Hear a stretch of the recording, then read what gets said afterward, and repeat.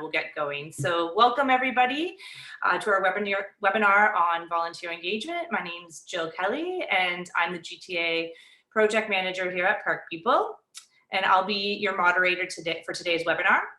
A few notes to start with before we get going into our content. If you're having any technical issues or trouble with your audio or video, please let us know by using the chat function, and you'll notice that by moving your cursor along the very bottom of your Zoom window. You should see it there. We'll be having 2 pauses for quick discussions and questions. So if you can please save your questions until that time, it would be greatly appreciated. At that point, you can ask your specific questions or clarifying questions through the Q&A function, also an icon at the bottom of your Zoom window. It will also allow you to upvote your questions. So if you see somebody that's asked the same question and you really want it to be answered, you can upvote it and we'll bring it up to the front of the queue. We have on the line with us Rachel Yanchishin, who's also with Park People, and she's going to be providing some technical support behind the scenes. And we encourage you to ask questions and interact as much as you want through the chat window throughout the webinar. We'd love to hear from you. Today's webinar is being recorded. I noticed a few people have already asked that, and it will be available on Park People's website for future reference. To start things off, we'd like to see where you're all joining us from today, so feel free to use that chat window to introduce yourself and say where you're from and you know, anything you want to get out of today's session. And Park People, for those that don't know, is a national charity that helps people activate the power of parks to improve the quality of life in cities across Canada. Our national network supports over 800 community groups and is the only network in the country dedicated to helping people improve their parks. Network members receive access to resources such as today's webinar to help inspire and strengthen their work in parks. The support we provide is rooted in knowledge of best practices and on-ground expertise working with groups. We realize that we're coming together today under very unprecedented circumstances, and we want to thank you all for what you're doing to keep yourselves and your communities safe and healthy. During this situation, we have seen a true appreciation and need for our parks like never before. And we all know that the important role that nature plays in improving our health and well-being, and especially during times of crisis like now. So we want our cities to continue to provide, our city parks to continue to provide respite during these times, but only if we're being used responsibly and people are adhering to public health recommendations. As we all prepare to get back into our green spaces, we wanted to provide this opportunity to come together today so that we can all feel inspired, share skills, and kind of get all of the great ideas to get people together and all the volunteers engaged and ready to power your park. If anybody has any specific questions or ideas that you've been doing in response to COVID, feel free to add it to the chat window with your community group.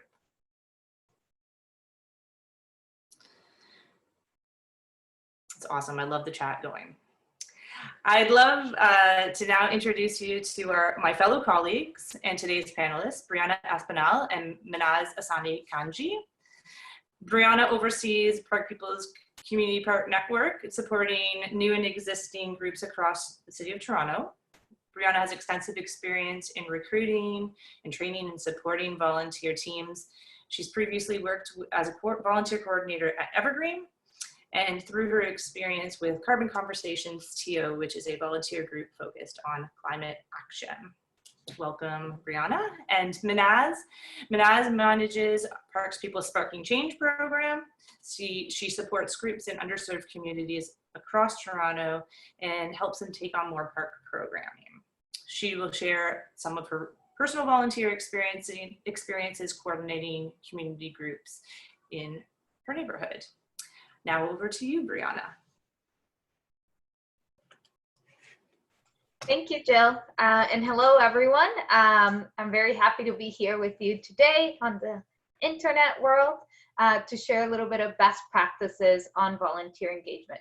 So before I go over the agenda, I just wanted to quickly let you know that on the chat window, if you click at the bottom, it says to all panelists. If you click to all panelists and attendees, you'll be able to share your answers with everyone who's in the webinar. So we recommend you choose that setting. Okie dokie. So for agenda today, we're gonna briefly touch a little bit on the value of volunteering in our parks, kind of COVID-19 and volunteer engagement, and then go a little bit deeper into volunteer recruitment and kind of more ongoing support for your volunteers. Okie dokie. So community park groups. At Park People, we work with community park groups. These are the groups of people who are actively engaged in their local park by either kind of programming, maintaining, or developing the park, and also focusing on building community. They can really be called many different things. It doesn't need to be called a community park group. Sometimes there's resident associations, neighborhood groups, BIAs, or NGOs. Any group of people who are choosing to take care of their parks. And so thanks to the commitment and effort of these groups, a lot of great things are happening in our parks. And I imagine that a lot of you here on our webinar today are helping and are being part of this kind of a Park People network, or groups of people who are making great things happen. So I want to thank you all and really say that Park People is grateful for all the effort and all the work that you do. So on the slide here, you see some of the numbers based on our 2019 Park People Network survey that shows the collective impact that we're all kind of helping generate in our parks and our community. And this is just from surveying 215 members, so the impact is even larger. We also noticed that from our network, overall 50% are solely run by volunteers. So you can really see the power that volunteers are giving back to their community. And some of the key impacts that they've done are bringing people together. We saw that 96% of our survey respondents agreed that their work in park has helped build a sense of belonging in their community. We also saw increased in stewardship. So 83% of respondents agreed that through their work in park, they saw an increase in awareness of how to protect and enhance their green spaces in our cities. And then finally, there's an increase in civic engagement, as a lot of these groups and individuals are working with city staff, organizations that are working in parks, and of course, volunteering in public spaces. So a lot of amazing work is happening in our community. And it really is awesome to see kind of that you're all here today and that you're interested in broadening this impact by choosing to focus on how to grow your team and have more volunteers. So it'd be great if we could share some of that collective impact on our chat window. So please just share with us if you volunteer in a park or a part of a park group. What are some of the great things that you've done in the last year, or the things that you're proud about? And don't be shy, any little version counts. It goes a long way. So just share away. Don't be shy. So I'm going to move to the next slide. Just thinking a little bit about our situation right now with COVID-19. I think it's really important to press pause and check in with your volunteer team to see how people are doing and understand the realities of your team members. So this could be done through a meeting, a group email, or even just checking in individually.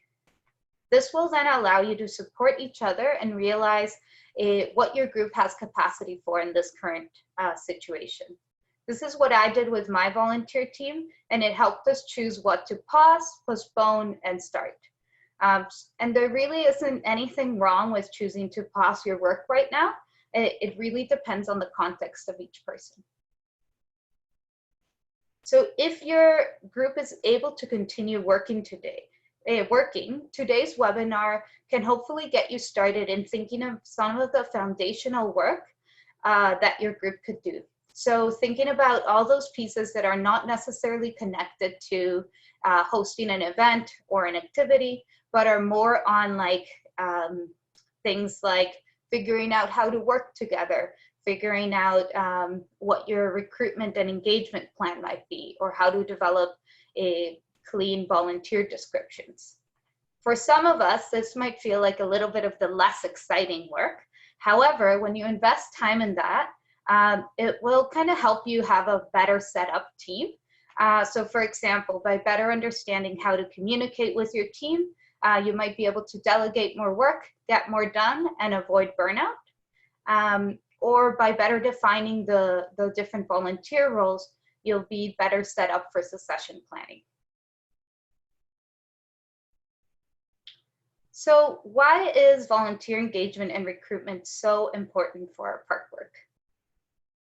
Firstly, more volunteers spread the work and make the work more fun. This is essential not only in helping you delegate your work but making sure that you're not being overstretched, and so that you can also start getting prepared for succession planning when you're kind of passing on the torch to someone else. So for example, if you're moving neighborhoods or life is getting a little bit too busy right now, it's nice to know that you have a team of people that will continue that engagement in the park. And this can be harder to do if you only have 2 or 3 people in your team. Another benefit of volunteers is that they can bring a lot of different perspectives, which is super important when we're working in public spaces. This can also help you engage with the different users of your park. So the dog walkers, the families, the seniors. The more people you have in your team, the more people you'll be able to reach, and the more relevant your events will be for your community. Okay, so with that said, let's start with hearing a little bit more on the background of Friends of Terraview Willowfield Park and Friends of Beverly Glen Park from Minaz, one of their key volunteers and our colleague here at Park People. Hi everyone. It's really nice to watch all the people coming on and recognize some of the names. So I just want to talk about these little red headphones that belong to my son and make me look like a gamer. But I hope you can hear me. So when I first started working at Park People in 2013, I hadn't worked in parks before. I had used them to take my son, who was 7 at the time, to the playground and his soccer games, but not for much else.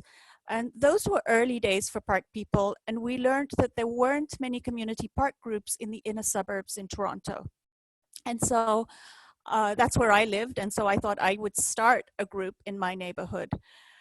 My son was a beaver, a beaver scout, the youngest scout in the youngest scout group at the time, and so I invited his scout troop to partner with me, and we started together the Friends of Terraview Willowfield Parks.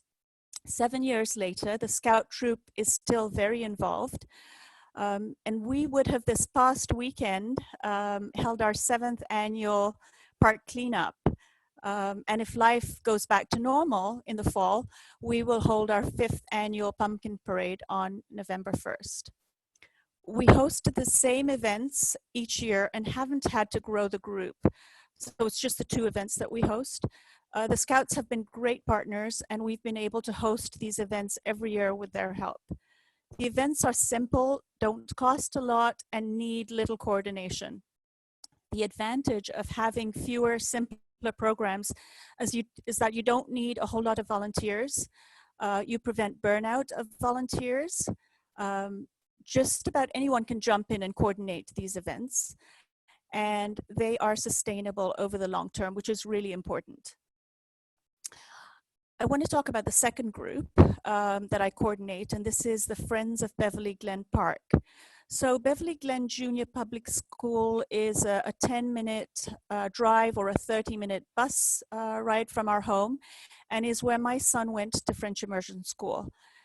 I was on the parent council and started the Friends group as a way to connect the outdoor classroom at the school with the park. We found that we had great parent volunteers in the school gardens, but once their children graduated grade 6, they left and we had to recruit a whole new set of volunteers all over again. So with the creation of a Friends group, parents could volunteer indefinitely. I have a co-coordinator for the project and her name is Hanbo, and I think she's on the call. I didn't see her come on, but I think she's on the call.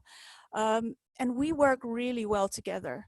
The community around Beverly Glen, which is sort of in North Scarborough, if anyone knows Toronto, has a large Mandarin-speaking population. So Hanbo, who speaks Mandarin, outreaches and works closely with this group of people. We have found many people who have wanted to volunteer, but language was a real barrier. So having someone who can actually reach out in the language of the people in a community has been incredibly successful for us. People are really isolated. There are many seniors and young parents who don't speak any English at all, and being a part of this group makes them feel like a part of the community. Some of the park events that we've hosted in Beverly Glen Park, it's very different to Willowfield. We take on way more projects in this park. So we've done cleanups, we've had professional dance programs through Arts in the Parks programs, we do pumpkin parades, and last year we also did a lovely pumpkin carving event to complement the pumpkin parade. All these events have between 150 and 500 people attending, so they're pretty large. So I'll pass it back to Brianna to talk about the different levels of engagement. Thank you, Minaz, for sharing that background on your two groups. It's just awesome. It's awesome that you work in parks and then you also volunteer in parks. Okay, so I'm going to talk a little bit more on how to find volunteers. And the first thing to do is really to think about the different ways that volunteers can be involved in your park group and how this changes over time. So I'm going to go over kind of a simplified version of the different levels of engagement, starting from kind of higher level of engagement to lower level of engagement. So the first one is talking about the core group. So this is usually a few people who are highly engaged and committed. They tend to work on all the background and foundational work of your park group, and also take on sometimes a bit of the event planning and activities that take place in your park. They usually have connections with city staff or organizations that are located in parks and their local counselor. And they usually either meet a lot or have a way that they can stay connected and involved. Then the second level is one that's more focused on activities or task specific. So this could be individuals who have a little bit less time, so they take on a role that's more specifically, and they don't have to meet as regularly. So it could be someone who adopts a park tree and waters it every week if needed, or someone who's choosing to do mainly the social media of the park group. This way they don't necessarily have to attend the monthly meetings. And then the third level of engagement would be kind of these one-time volunteers. So people who come to your cleanup events or that they help with a setup and takedown. They really are key people on the day of, and then after that event, you might not see them as much. And then there's everyone else who benefits from your park work. All these people are basically have the potential of wanting to volunteer and be involved in these different levels of engagement. So everyone in this slide has the potential of moving from being less engaged to being more engaged. And a key thing for succession plannings and team dynamics is looking at how you can support and mentor volunteers so they're able to move from these different stages. Let's have Minaz share a little bit of how this looks in her actual group. So I just wanted to say that we actually had another group who was supposed to be presenting what I'm presenting today, but they couldn't, and they were a more established group. And so if there's anyone out there that's more established group and you feel like this is, you know, these are just like small little groups, I think there's a lot of people on the chat window that are more established groups. So I'd say, you know, have chats, say what you need, what your needs are. I did see some questions coming up, and as Brianna's speaking, and there's something that resonates, like put it out there, and I think we can have a really lively chat on the chat box.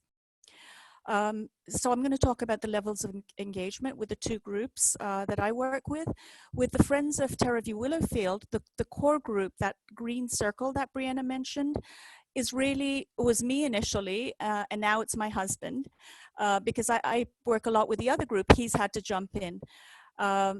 We do the permits, create the flyers, invite our local politicians, get supplies, order pizza, that sort of thing. Like really, those are the core things for this group. The Scout group is the second circle of engagement, so the sort of that blue circle there. And they deliver the flyers, they bring their scouts to the event, and they help organize on the day of. So things like handing out bags and gloves and serving pizza, that sort of thing. With the Friends of Beverly Glen Park, our events are much larger, and so they require more volunteers and greater coordination. And Hanbo and I, as co-coordinators, share those responsibilities. She coordinates the volunteers and the outreach, and I coordinate the permits, the partnerships, and fundraising. And it's not as clear-cut, like we do sort of overlap, and we talk a lot. So, but it's good to have sort of what your main role is. Our parent volunteers coordinate specific tasks at events such as registration, refreshments, translation. We do a lot of translation because I mentioned we have a large Mandarin speaking population, and so our volunteers are great at that. Setting up of events and cleaning up at events. We also recruit one-off volunteers, so that purple circle that Brianna has there, based on the size of the events that we host. And so those volunteers come from several places, including word of mouth through friends and families of our parent volunteers, high school students looking for volunteer hours, people who've come to previous events and have an interest in volunteering, parents and students from the school community. We have the Beverly Glen School is like 400 kids and all their parents and families. And so they're a great source of volunteers. And finally, Hanbo, I'm not sure if all volunteers can do this, but Hanbo has a really great skill and she's really well connected in the Chinese community. And will reach out to specific groups, such as Chinese dance groups. She'll find out that Chinese dance groups are a big thing in Scarborough, and so she'll go and meet with the Chinese dance group leaders, and we've had great success in bringing those groups to volunteer and participate in our events. Community gardeners, senior centers, ESL centers, and many people that she reaches out to have never been asked before and are really happy to volunteer and give back. So thinking outside the box and who you may not usually think of would be willing to volunteer. And quickly, just in terms of succession planning, Hanbo and I have already started thinking about who could replace us from our group of parent volunteers. Because the work that we do is much bigger than we do at the Friends of Terraview Willowfield. And so we really do think about succession planning. We know that building the capacity of our volunteers will take time. And so in the meanwhile, we're gradually taking things off our plates and putting them on their plates. So it's a slow but steady process to succession planning. Okay, over to you, Brianna. Thank you, Minaz. Okay, so now we've kind of talked about obviously why volunteers are so important in our parks and how they can be involved. The next thing here, I'm going to talk a little bit about how to develop your volunteer description or volunteer role. So the first thing is to understand what your group needs and truly try to think about what is essential so that helps you prioritize your recruitment, as recruitment will take time. And that makes it easy for you to also share why your role is so important and impactful. Of course, you want to keep an open mind as people might reach out to you and share other ways that they want to be involved. And you might also not know other things that are needed in your community. And when you're thinking about the volunteer kind of role or description, you can keep it really simple. The key things to think about is what are the key elements of that role? What are the skills needed? And what is the time commitment? You want to try and remember to keep the barrier to entry low. The more requirements you have, the smaller amount of people that are going to be able to volunteer with you. And with volunteers descriptions, it's also important to try and be flexible.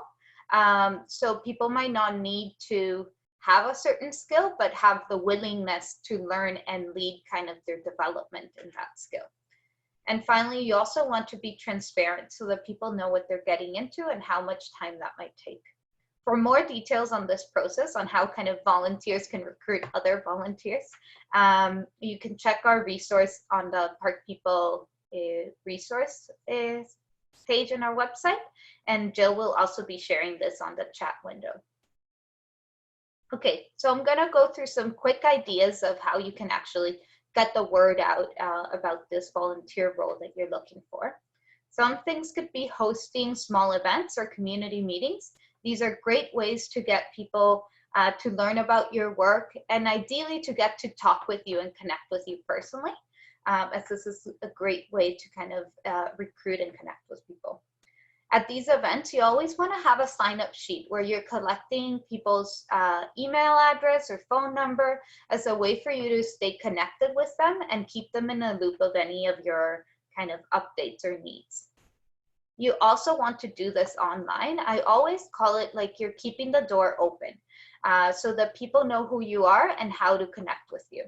So that can be through your email, having a Park Group email, social media account, website, and then our Park People map on our website has a spot where you can create a little profile so that you don't have to worry about kind of creating a full website if you're not able to. And then finally, you want to make sure that you're working with other local organizations because these will help you reach more people. So having partnerships or working with high school students.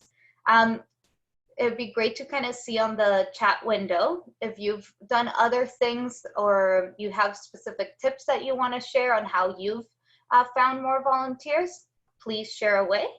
And then while you're typing, we'll also have Minaz share with us what are some ways that her group has approached volunteer recruitment. Great. So with the Friends of Terraview Willowfield, we don't need many volunteers. The Scouts group we partner with provides 3 volunteer leaders on the day off, and that's all really the volunteers that we do need.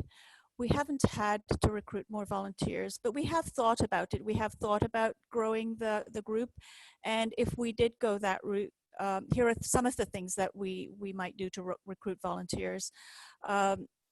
We could have a sign-up sheet at our events. We have those 2 events, and at the cleanup and the pumpkin parade.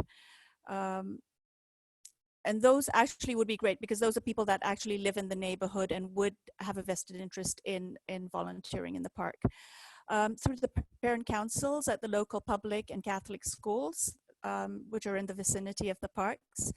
Asking our local politicians. So that picture that you see, there's actually 2 politicians of 2 levels. So the gentleman in the red jacket is a city politician, the city of Toronto, Michael Thompson, and the woman in the black jacket in the front is Salma Zahid. She's like a federal MP, and we try and invite them to all our events. They come sometimes and don't, but that way they know what we're doing and what value we bring to the community. So it's a really important piece.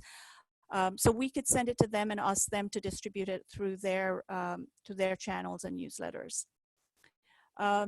Having a table at local community meetings or events, and these could be like the politicians' events or other events that are happening in your communities. If you have neighborhood associations, other events, whatever you have in your community. And then the other thing is hosting a community meeting, an actual community meeting where you talk about the group and you have there's an opportunity for people to sign up to volunteer. And this is really if we were thinking of growing the group. With the Friends of Beverly Glen Park, we've recruited for parent volunteers and other volunteers in the following ways. So that picture you see is all our parent volunteers and their children, and behind them is our outdoor garden. So that's how this project started, with that outdoor classroom. And what we do with the parent volunteers, we send a letter close to the end of the school year to every parent in the school in English and Mandarin, inviting them to volunteer in the outdoor gardens. This has been really key for us because the school doesn't send out any letters in Mandarin. And so we've had real great uptake just by having that letter go out in Mandarin. We've had people come that can't participate in any other community event, but this they feel that they're accepted. And then we have an orientation session with all the volunteers at the beginning of the summer, just to let them know what their responsibilities will be. Hanbo speaks to people in Mandarin wherever she goes. I talked about this, she'll be in the mall and she'll speak to people that she thinks that might be interested. And we've had some success with that as well. And then our school trustee has an environmental fair every year, and we have a table there, and we've had great success with getting students and high school students. You see those young people in that picture. Those are students that came from that environmental fair. And then each year after we've recruited our volunteers, we hold a volunteer orientation session to introduce them to the program, to other volunteers, and to the school administration. So we always make sure that the principal is there, because then they know that this is important and this is connected to the school, and they feel that it's really great to be part of it. This is an important first step to keeping them engaged. And we always ensure we have food at this and most sessions we host. So I think I'll talk a little bit about food later, but food has been really important for this particular group. Thanks, Brianna. Thanks, guys. It's Jill again. I'm going to be sharing just quickly one of our resources from Friends of Soarin' Park on how they went about maintaining and recruiting volunteers. So I'm going to share that just now in the chat window. We're going to take 2 minutes just to kind of go over if anybody has any quick questions. I was checking the chat and there was one specific question proposed, Minaz, and maybe we'll put this forward, of where did you get funding for most of your groups and what kind of fundraising events have you done and how often? I'll remind all participants again, feel free to use that question and answer tab at the bottom of your Zoom window, and it will upvote questions and we'll have a larger discussion at the end, but feel free, Minaz, maybe just to take 1 minute to respond directly to that before we move on. Yeah, good question. So when we started doing the outdoor classroom at the school, we got funding from the City of Toronto. That funding is not available anymore. It was Live Green Toronto funding, and it was for the outdoor classroom. And then 2 years ago, we applied to TD Friends of the Environment Foundation, so TDFEF, and they are a national organization. So if you're anywhere in Canada, you can apply. There has to be an environmental piece to your project. So if you're working in parks, it can't be just for a pumpkin parade or a barbecue. There has to be stewardship, planting of trees, or maintaining trees, or growing a native plant garden, some sort of environmental piece. And they're a really easy funder to get funding from compared to other funders. And so we got, 2 years ago, we got funding from them to do exactly this, take the outdoor classroom into the park. And so we got funding for environmental pieces, but also for park pieces to bring people to, for park programming in the park. So that's a really, and then Park People has funding. So we have our TD Park People grants annually. And they're $2,000 to do events in parks. So that's a really great program to apply for funding for. Great, thank you, Minaz. Now over to you, Brianna. Hello? Yeah. Okay, good. Okay, I'm gonna continue. Sorry, my internet connection's a little unstable, so hopefully you can hear me all right. So Now the question is, you probably have a group of people and you've recruited some new people. So how can you keep these individuals engaged and committed over time?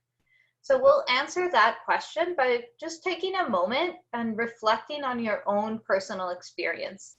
So thinking about what are some of the reasons you volunteer and continue to volunteer either in your park group or any other place.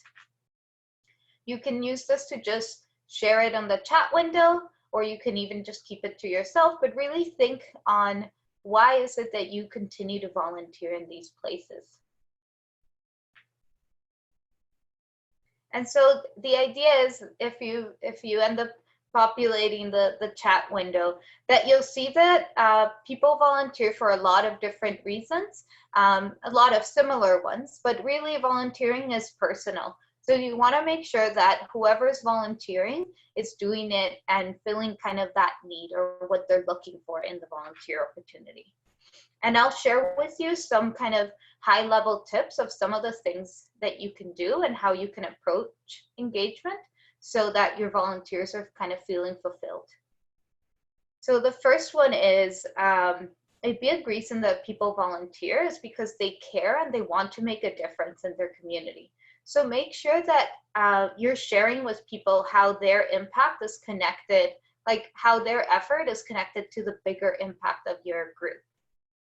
And then showing them how their work makes a difference. Cleanup events are great for this because you can literally see it as you're picking up the garbage, right? So you really feel excited and motivated afterwards. And then it's very simple, but a genuine thank you goes a long way. So don't forget that. Another thing is to encourage volunteers to focus on their own interest, whether it's a specific aspect of the park, gardening, native plants, or a specific skill that they want to develop or want to give to the group. So social media or web development. You also want to keep it fun. This might look like organizing a planning meeting in a cafe or a pub. And now with the COVID-19 situation, it might mean, because we're pausing a lot of our work, it might mean choosing to have a bit more of a social activity on the first half of your meeting, and then the other half use it for park-related business. But you can still use it as a way for you and your team members to connect. And then the other piece is kind of reconnecting to the idea of different levels of engagement. You can't expect everyone to become a core member. So make sure that you're creating those different levels that people can volunteer, as it will make it less intimidating for new members to join. And finally, you want to be prepared to address conflict, because it will likely happen as we're working in public spaces and shared spaces. So some quick tips on what you can do to address conflict is just acknowledge that it happens, that it's normal, so that it doesn't feel too big of an issue. The second thing, simple but hard to do, truly listen to the other person and be prepared to compromise, understanding that when we're working in shared spaces, you might not get what you want, and you might try and find a way that you're compromising, basically. Another thing is sharing leadership. A simple way of doing this could be having a rotating chair during your meetings and basically having space for other people to kind of also share their opinions and also be part of creating of projects and events in the park.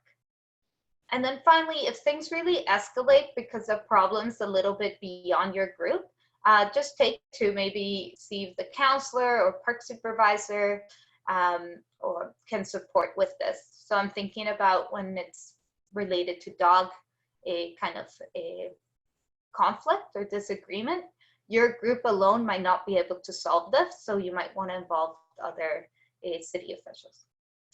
And so let's have Minaz share with us some of the ways that she has helped maintain engagement in her group. Okay, so in order to keep our volunteers engaged over time for both groups, we try and keep a happy balance between the number and the size of events and the number of volunteers. Because if you have too many events, then you need a lot of volunteers. And so we make sure that we're not biting off more than we can chew, because that can very quickly lead to burnout. With the Friends of Beverly Glen Park, we've given the parent volunteers the opportunity to move from working in the school garden to helping coordinate these really large park events. And they really appreciate the diverse volunteer experience this allows them, and the new skills that they learn in the process. We also try and make it fun. We try and make it engaging and educational and healthy. We ask them to bring their kids, so all the kids can play together at events. They get to meet other community members, so the networking that happens is really great. They learn new things when they volunteer, and they get to be outdoors. And we often forget this, like we're doing park work, but the mental health benefits, and in this situation now, we realize how important the outdoors is. So that's a huge benefit of park events. Finally, like Brianna said, we say thank you. And depending on your community, the appreciation can be demonstrated in different ways. So with the Friends of Terraview Willowfield, all we do is we send emails to say thank you. And that's enough for them. With the Friends of Beverly Glen Park, we show our appreciation by ensuring that we have food at every event. So even if it's a garden work bee in the garden, we make sure like twice a week that there are snacks. It might be fruit or crackers or juice or something like that. Because they're volunteering their time, and it just a little bit of food goes a long way. And then we have a party at the end of the year, a year-end party where we bring all our volunteers together. And again, food is an important way to bring people together in many communities and a great way to show appreciation. So with those end of the year parties have been really great for us because they happen, we're not meeting between September and December. And so in December we meet, and then we don't meet till the spring again. So it's also a time so you're not spending 6 months not seeing your volunteers. So that's a really great. And when we do have funding, we might give them a token of our appreciation. So maybe a little plant or a little gift card or something. But if we don't, just a card to say thank you suffices. Okay, over to you, Brianna. Thank you. And thank you for sharing on the chat window there as well. I also heard from Friends of Guild Park that they distribute appreciation certificates for meaningful contributions. And then Minaz Hambo's online as well and shared about the volunteer party and volunteer hours. Lovely. So just to kind of wrap up some of these tips on volunteer engagement, it's important to not forget about succession planning, as it's normal for volunteers to have to take a step down. Life gets busy, or they want to try something new. So I'll go over some quick tips, but I recommend you take a look at our resource on our Park People website, where we interviewed Diane Dalkin, president of Calgary's Friends of Reader Rock Garden Society, where she really approached her role as president with that acknowledgement of succession. Okay, so the first tip is kind of what I've said. You want to plan and operate with the acknowledgement that people might have to leave and that you will likely also be leaving. This will really change the way that you approach your work. So for example, you might want to be clear with your expectations with someone starting a new role, making sure that you both understand their capacity and time that they have to contribute. For example, some leadership roles might require a 1-year commitment with 5 to 10 hours, while other roles are based more on like the completion of a task or an activity and require less time or are more flexible. By finding the right fit at the beginning, you're better set up to not have that person leave midway through. You'll also want to have a conversation and understanding with the person regarding kind of their role when they leave and how much they're going to be helping in adjusting in that period. Another thing you can try is having a buddy system, so people are not working on their own. This way, if someone needs to step down for a reason, the other person can just jump in.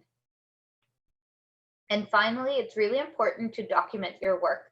So using Google Drive or online platforms, or even like a binder with all the history and materials and the plans that kind of outline some of the activities that your group has done. This way, it's easy for a new person to jump in and not have to reinvent the wheel. Okay, so Minaz will share a little bit of some examples of how other park groups have done an approach to session planning. Thanks, Brianna. So I love this picture because it says so much to us. So this is a group of women, Bengali women called Shwasti, and this was at the end of a workshop they did on climate change. And if you guys know anything about climate change, you know that Bangladesh is one of the first countries that is going to be affected by climate change, or they're already seeing huge impacts because of climate change. And so they worked with us to do a series of climate change workshops. And so this is at the end of that workshop. And when we met them 4 years ago, they didn't do any outdoor programming. And now 80% of their programs are outdoors. So they're a group that's very close to our hearts. And they work in the Taylor-Massey community in Toronto, which is sort of Danforth and Victoria Park. And some of the programs, they have health programs, climate change I mentioned, they do a walking program, and arts programs as well. So when we met them, they were quite organized. They had a committee structure and a strong leader in Munira. So Munira is the woman on the second from right in the dark glasses. So she was the president of the organization. And then a couple of years after we met them, she was ready to step down.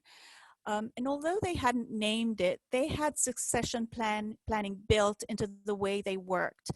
And the vice president that Munira had groomed was able to take over. And that was Nadira, who is now the president, has been the president for 2 years. And Nadira is the woman right in the middle of the picture in the orange kind of headscarf. And she's been president now for 2 years, and she's done a stellar job of running the organization. And you wouldn't know that there was this change in leadership.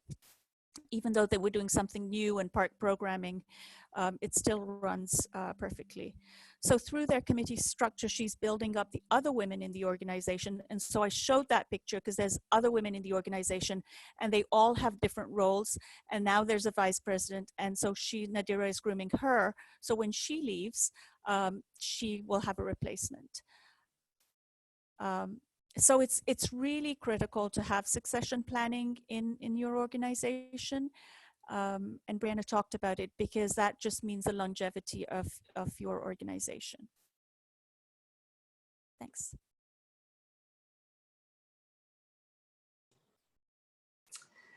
All right. Thank you so much, ladies, for your great presentation. And we are now going to take some discussions and questions. Feel free again to include any top of mind questions in the Q&A section at the bottom of your Zoom.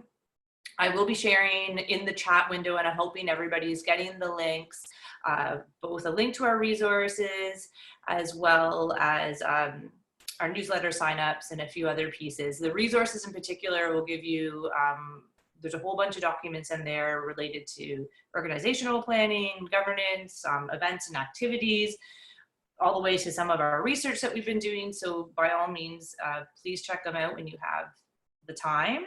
And again, do not hesitate to reach out to park people, either directly through email or you can call us, whatever works. and let us know how we can help you. We're here to help you along the way, and that's our goal. We did have one question in regards to if you were doing walks with particular groups, and I know there are several members of senior walking group leaders here with us today about what you feel is the optimal size for a group for either a nature walk or just a small group walk. Often we've recommended, just given it's typically on a permit issue, but no more than 20, but maybe some of the senior leaders that are quite active with walking groups can add that in the chat window of sort of what you feel works best. That was one question that was brought forward to the group. And then again, there was a quick question about clarification on the funding that was available, Minaz, that you made mention to for your 2 groups. I know one of them was a group that, or a fund that's no longer available. So maybe if you could speak to the other 2, and I did share our link of some funding options for people to access as well. So over to you, Minaz. Sorry, you wanted me to speak about the TD Friends of the Environment and the, yeah. Yeah, I think it was, yeah, yeah, so the TD Friends of the Environment Foundation is an environmental fund, and they give between anywhere from like, you know, a few $100s to up to $10,000 or $12,000, which is sort of the maximum that they will give. It's an environmental fund, so you have to have environmental programming. They will give funding to park programs, but it has to be a large part of environmental programming. And so we had, with our outdoor classroom, we had done native plant gardens, we had planted trees, and community gardens. And so what we were saying is that we wanted to keep these volunteers engaged. They were working as summer volunteers in the school garden, but we needed to have sustainability. So we wanted them to work in the park, and that way that they would be this connection between the park and the school. And because there was that environmental piece with all the school programming, they gave us the funding to do the park programming, even though the park programming wasn't all environmental funding. So that's TDFEF, and they're really helpful. Like, they have stuff that you can call before you apply. They have lots of resources on their website as well. And it's a fairly simple application. It's an online application. So that was TDFEF. The second one I talked about was our TD Park People grants, which are $2,000 to do park programming in your park. Fantastic. Thanks so much. In response to one of the questions and regarding group size for walks and nature walks, about 20 to 30, John from Guild Park, Friends of Guild Park in Toronto had made mention that that's ideally the right amount of people. Otherwise, you get into permit issues, but also the issues around needing amplified sound to speak to everybody unless you have a very loud voice. And also, again, to keep people together so that you're not losing anybody along your walk. So that's great. Great question. And thanks for the very detailed answer, John. Do we have any more questions before we move on to our last few slides? Okay, well, feel free to keep adding them into the chat window or the Q&A section. So as mentioned, we do have a wealth of resources available for groups to access, and please feel free to check them out. Again, I included them in the chat window, the link, and the chat window will be saved, so we can save elements and send those out as well in addition to the recording. And again, don't worry if you don't catch everything, we'll follow up as well. And again, we do have our newsletter, and if you're not a member, feel free to add yourselves to it. You'll get access to opportunities and again, resources that will connect yourselves with other park groups. We send updates typically monthly so that you won't be too overwhelmed. We have been sending them out a little bit more regularly during COVID, but aside from that, it's usually a monthly update and you can unsubscribe at any time. It will also let you know of upcoming funding opportunities for your groups. So I will share that sign up as well in the chat.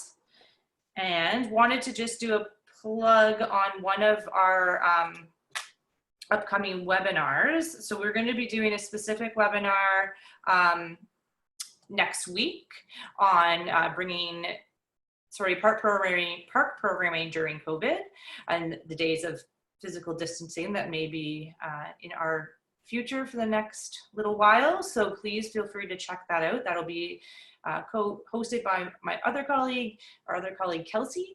It should be a great session and we'd hope for you to join us. I will also include that link in the chat window if you're interested in joining. And the last but not least side is our keep in touch. Again, we can't iterate enough of how much we want to connect with you guys and keep you engaged. Feel free to ask us questions anytime. We're here to help you along your park journey. And we hope that you enjoyed today's session and found it informative. And I'd love to give a big thanks to Minaz and Brianna for your expertise today and Rachel for your technical support. Can't see her, but she's been doing a great job advancing slides. And it's lovely to have so many people on the screen here together. It's very touching and we really appreciate having you all here. Again, feel free to add any questions if you have any last ones and hit us up on social media and we're here for you guys. And hope you're all staying well and safe. Thank you everyone for coming today.